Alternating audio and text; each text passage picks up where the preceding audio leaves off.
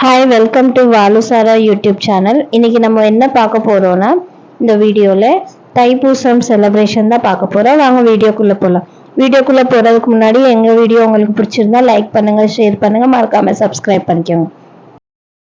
நைட்டே சாமியோட பாத்திரம் எல்லாம் கழுவி நீட்டாக கமத்து போட்டாச்சு. நெக்ஸ்ட் டே கொஞ்சம் ஈஸியாக இருக்கும் வேலைன்னு சொல்லி அப்புறமா காலையில் எந்திரிச்சதுக்கப்புறமா சாமியோட ஃபோட்டோலாம் நைட்டே தொடச்சேன். இருந்தாலும் காலையில் எந்திரிச்சதுக்கப்புறம் கொஞ்சம் தண்ணியில் தொடச்சி சந்தனம் குங்குமம் எல்லாம் வைக்குவோன்னு சொல்லி திரும்பவும் ஒரு தடவை க்ளீன் பண்ணியிருக்கேன்.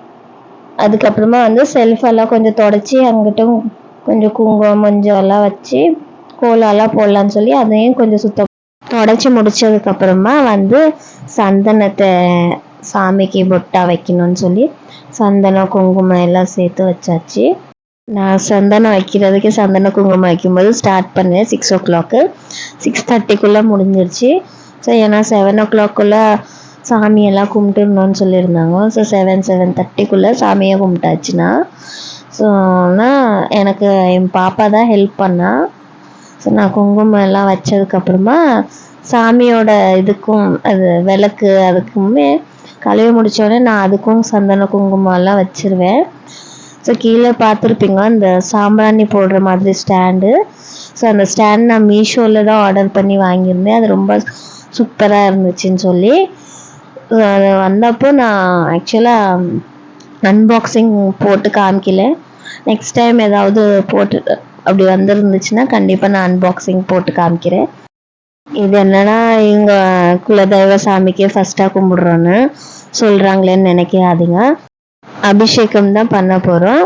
ஸோ ஃபஸ்ட்டு நான் தண்ணியை ஊற்றி அதுக்கப்புறம் நான் ஃபஸ்ட்டாக இப்போ அபிஷேகம் மஞ்சள் தண்ணியில் தான் அபிஷேகம்ங்கிறது பண்ண போகிறேன். ஃபஸ்ட்டு மஞ்சள், அப்புறம் குங்குமம், அதுக்கப்புறம் பார்த்திங்கன்னா ஆக்சுவலாக என்னென்னா இது என்னோடய ஃபர்ஸ்ட் டைம் நான் இந்த அபிஷேகம்ங்கிறது பண்ணுறது.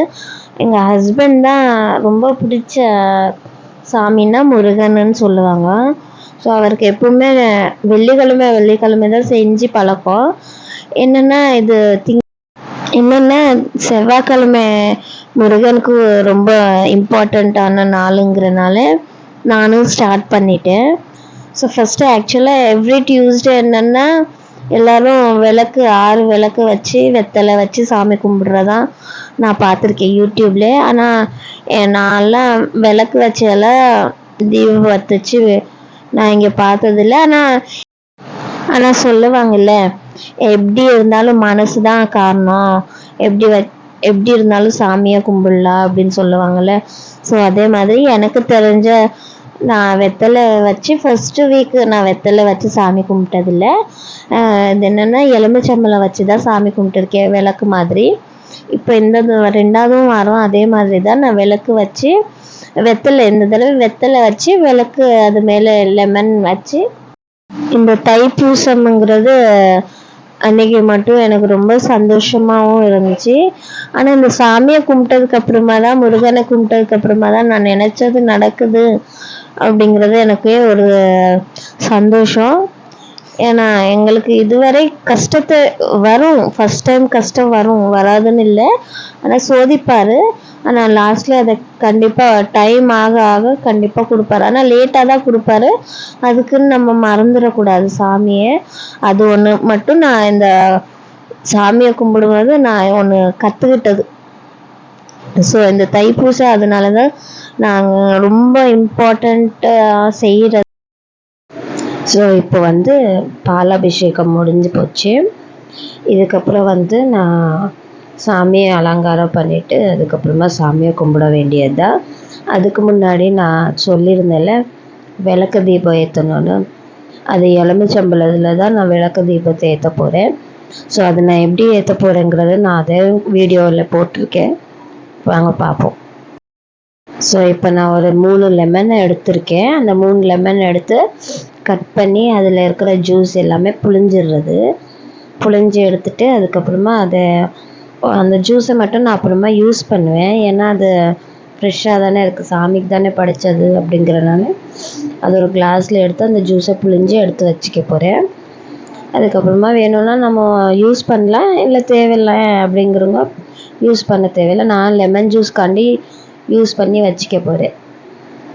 ஸோ இப்படி புழிஞ்சு எடுத்துக்கிட்டு அதுலேயே சில பேர் என்னென்னா விளக்குல நெய் ஊற்றி தான் சாமியை கும்பிடுவாங்க.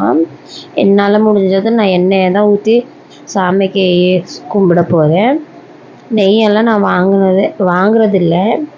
ஸோ அதனால மேபி கடவுள் உன்னால் முடியும் அப்படிங்கிற ஸ்டேஜ் வந்துச்சுன்னா கண்டிப்பாக நானும் நெய் தீபம் ஏற்றி பார்ப்பேன். இப்போ சாதாரணமாக தான் ஏற்ற போகிறேன். ஸோ இந்த வெத்தலையை வச்சு அதுக்கு சந்தனம் குங்குமம் எல்லாம் வச்சுட்டு அதே மாதிரி லெமனுக்கும் சந்தன குங்குமம் வைக்க போகிறேன். வச்சு முடித்தோடனே எண்ணெய் ஊற்றி விளக்கேற்றி சில பேர் சொல்லுவாங்க இப்படி தான் ஏற்றி சாமியை கும்பிடணும் அப்படின்னு. அப்படியெல்லாம் எதுவும் இல்லை. நம்ம மனசு தான் காரணம். நம்மளுக்கிட்ட என்ன முடியுமோ அதுதான் வச்சு நம்ம சாமியை கும்பிட முடியும். ஸோ நான் இப்போ துணை விளக்க வச்சு தான் எல்லாத்தையும் ஏற்ற போகிறேன். சாமிக்கு விளக்க ஏற்றி முடித்ததுக்கப்புறம் அதே துணை விளக்க வச்சு தான் சாமிக்கு காட்டிட்டு வெளியே எல்லாம் காமிக்க போகிறேன். வாசல்ல எல்லாம் நான் மேக்ஸிமம் சாமி கும்பிட்றதெல்லாம் எங்கள் அம்மா கிட்டேருந்து அதிகமாக கற்றுருக்கேன். எங்கள் அம்மா சூப்பராக சாமி கும்பிடுவாங்க. அதே மாதிரி எங்கள் அத்தையும் சிலது சொல்லுவாங்க. ஸோ நான் அவங்கக்கிட்டேருந்து தான் கற்றுக்கிடுறேன். சில பேர் என்னென்னா யூடியூப்பில் பார்த்து கற்றுக்குவாங்க. ஆனால் நான் யூடியூப்பில் கற்றுக்கினதோட அதிகமாக அம்மாவும் அத்தையும் கிட்டேருந்து தான் கற்றுக்கிட்டேன். ஏன்னா சொல்லுவாங்கள்ல பெரியவங்கக்கிட்டேருந்து கற்றுக்கிறது தான் ரொம்ப பெரிய விஷயம்னு. அதே மாதிரி தான் நான் அவங்கக்கிட்டேருந்து கற்றுக்கிட்டேன். அதே மாதிரி ஹஸ்பண்ட் அதுக்கப்புறமா வந்து தேங்காய் உடைச்சி சாமியை கும்பிட்றாங்க. ஏன்னா சாமி கும்பிடும்போது விளக்கு ஏற்றுறதோ இல்லை தேங்காய் உடைக்கிறதோ ஆம்பளைங்க செஞ்சால் ஃபுல்லாக ஃபில் ஆகும்னு சொல்லுவாங்கள்ல, அது மாதிரி. எனக்கு தமிழில் சொல்ல தெரியாது, இருந்தாலும் ட்ரை பண்ணுறேன் சொல்கிறதுக்கு. ஸோ லாஸ்ட்டில் சாமியை கும்பிட்டு முடிச்சாச்சு. நானும் பாப்பாவும் ஹஸ்பண்டும். பாருங்கள் லாஸ்ட் லுக் எப்படி இருக்குன்னு. எனக்கே கண்ணு பட்டுற மாதிரி எவ்வளோ அழகாக இருந்துச்சு சாமியை பார்க்கவும். லாஸ்ட்டு பிக்கு இது நான் ஃபோட்டோ வச்சுருக்கேன் இப்போ ப்ரெசண்ட்டாக. ஸோ எப்படி இருக்குன்னு பாருங்கள். சாமி கும்பிட்டு முடித்ததுக்கப்புறம் நாங்கள் கிளம்பிட்டோம் கோயிலுக்கு. கந்தகிரின்னு சொல்லி ஹைதராபாத்தில் பத்மராவ் நகரில் இருக்குது. சிக்கிந்திராபாத்தில் பத்மராவ் நகரில் இருக்குது. ஸோ நாங்கள் போகும்போது காவடி பால் குடம் எல்லாம் எடுத்துக்கிட்டு இருந்தாங்க. ஸோ அதுலேருந்து கொஞ்சம் பிக் தான் வீடியோ தான் உங்களுக்கு போட போகிறேன். ஸோ நான் நினச்சி பார்க்கல காவடி எல்லாம் எடுப்பாங்கன்னு. இதுதான் நான் ஃபர்ஸ்ட் டைமாக பார்க்குறது காவடி எடுக்கிறது ரியலாகவே. கோயில்லையும் நான் ஊர்லேயும் பார்த்ததில்லை அதிகமாக காவடி எல்லாம் எடுத்தது. ஏன்னா நாங்கள் போனதே இல்லை இதுவரை. ஸோ இதுதான் ஃபர்ஸ்ட் டைமு நான் பார்க்குறேன். நீங்களும் ஃபஸ்ட் டைமாக இருந்தால் கமெண்ட் பண்ணுங்கள். அதுக்கப்புறம் நாங்கள் காலெல்லாம் கழுவிட்டு கோயிலுக்குள்ளே போயாச்சு.